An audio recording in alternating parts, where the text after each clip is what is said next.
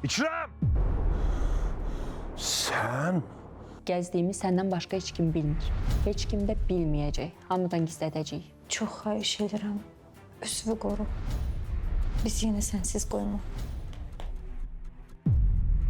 Olar biz təklikdə danışaq. Mənim yoldaşımın səndən danışacaq heç bir sözü yoxdur. O mənim sayəmdə azadlıqdadır.